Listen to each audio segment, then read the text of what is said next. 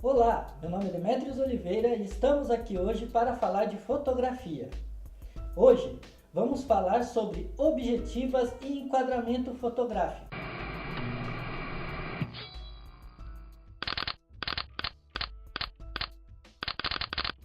Todas as objetivas recebem classificações como grande angular, normal e teleobjetiva.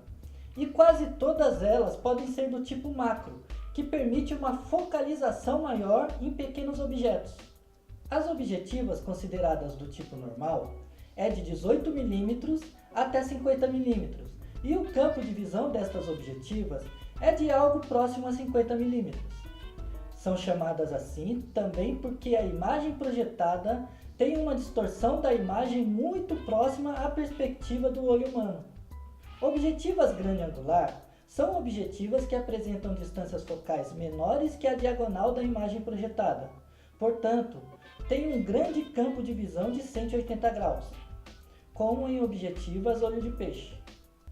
Uma característica é a tendência de causar grandes distorções dos planos, onde objetos que estejam mais próximos a elas pareçam maiores do que aquilo que estiver mais distante. E outra característica é que a focalização é muito mais fácil, pois possui um grande ângulo de visão. Também possui naturalmente uma profundidade de campo muito maior, comparado com a mesma abertura de diafragma utilizada em outros tipos de objetivas. Aí temos as teleobjetivas. A característica mais marcante no uso dessas objetivas é a produção de imagens ampliadas e um aparente achatamento da imagem. Isto porque elas são produzidas para fotografar objetos a uma distância maior, e assim a distância entre os objetos se torna menores. Justamente por buscar imagens de objetos mais distantes, a focalização é mais crítica e difícil de ser feita, exigindo muita atenção de quem a utiliza. As objetivas zoom possuem variadas distâncias focais. Também são divididas em famílias, em função das distâncias focais, sendo que algumas destas objetivas também apresentam o recurso macro. A distância focal de uma objetiva é determinada a partir dos pontos nodais até os focais, ou seja, é a distância em milímetros entre o ponto de convergência da luz até o sensor ou filme onde a imagem focalizada será projetada. Quanto maior for a distância focal, menor será o ângulo de visão da imagem e maior será a aproximação dos objetos focalizados. Agora que falamos um pouco sobre objetivas, vamos falar o básico de enquadramento fotográfico. Lá no primeiro vídeo, citei que a fotografia herdou as bases técnicas das artes plásticas, e isto se torna mais evidente quando falamos sobre enquadramento fotográfico. Vou demonstrar aqui umas técnicas que irão lhe ajudar bastante na hora de fotografar. Vamos começar pela regra dos terços. A regra dos terços pode ajudá-lo a apresentar seus motivos da melhor forma possível. Ao olhar o visor de sua câmera, imagine que há uma grelha, tipo essa aqui ao lado. A grelha divide a imagem em 9 quadrados, criados através da sobreposição de 4 linhas sobre a imagem visualizada. Algumas câmeras têm também uma opção no menu que permite ativar as linhas de grelha no visor. Estas linhas são uma ajuda para enquadrar a imagem e não serão apresentadas na fotografia final. Observe onde se cruzam as 4 linhas. As regras dos terços indicam que estes pontos de interseção são os melhores locais para posicionar os elementos mais importantes do enquadramento.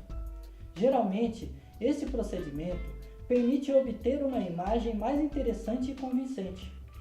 Não é necessário que o motivo esteja diretamente sobre o ponto de interseção. Basta que esteja próximo, e a imagem será dinâmica e terá um bom enquadramento. Experimente vários enquadramentos diferentes para ver qual gosta mais. Estas mesmas linhas podem ajudar a manter os horizontes nivelados e os elementos verticais na fotografia retos. Então, onde colocar a linha do horizonte em um enquadramento? A maioria das fotografias tem um melhor aspecto se o horizonte for colocado por cima ou por baixo do centro do enquadramento, em vez de diretamente no centro da imagem. Aliás, fuja de fazer imagens centralizadas. Outra técnica que irá lhe ajudar bastante são as linhas.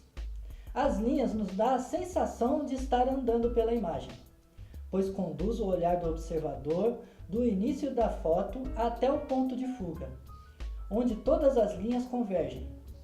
Ela também nos transmite uma sensação de equilíbrio e ordem, como se tudo estivesse em seu devido lugar. As linhas verticais ressaltam a altura e dão a sensação de grandiosidade. São utilizadas para dar um destaque à altura de determinados elementos e, por essa razão, tornam as imagens muito mais dinâmicas. As linhas diagonais e curvas são as mais interessantes e com maior efeito visual porque conduzem os olhos do espectador para um determinado ponto de interesse. Geralmente estas linhas partem de um dos lados do enquadramento até o seu lado oposto. A princípio, pode parecer difícil fazer várias escolhas e tomar tantas decisões rapidamente para produzir cada fotografia. Mas até que o seu cérebro aprenda a pensar fotograficamente, é assim mesmo, demora. Quando tiver um tempo livre, escolha um assunto para fotografar e treine o seu olhar fotográfico. Veja o que ficou bom e o que não ficou. Pense no que pode ser usado em outras situações parecidas e faça uma autocrítica. Avalie seus acertos e erros na composição e no enquadramento de suas fotos. Faça esse exercício várias vezes, se focando em um assunto diferente cada vez que for fazer. Bom, espero ter conseguido explicar direitinho. Se gostou do nosso vídeo, dá aquele like e ativa o sininho para ver mais. Em nosso próximo vídeo, vamos falar sobre planos e ângulos.